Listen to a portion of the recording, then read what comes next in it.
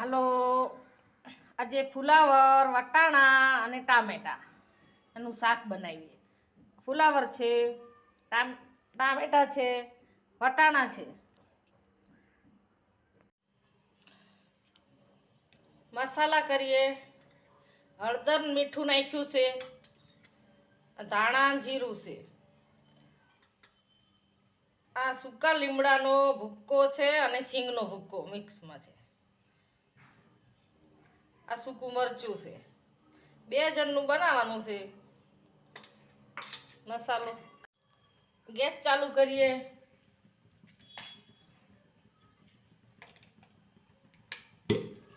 તેલ નાખીએ. 1 ચમચી, બીજી ચમચી, 3 ચમચી.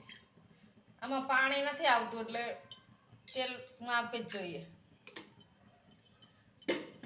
તેલ ઉકળવા મૂક્યું છે.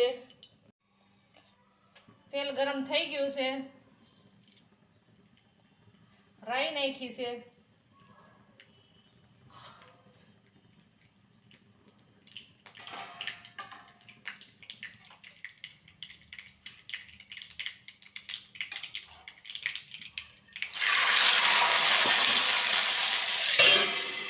વટાણા નાખ્યા. ટમાટાનો વટાણા શેકાઈ ગયા છે. ટામેટા નાખીએ હવે.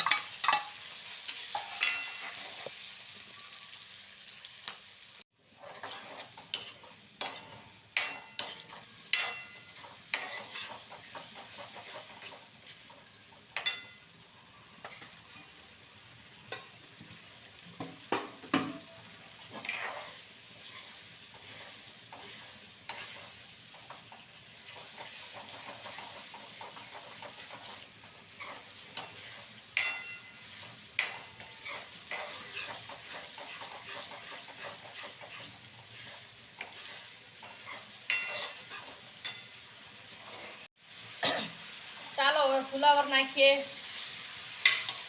આમાં કાંઈ પાણી બીજે નાખવાનું નથી.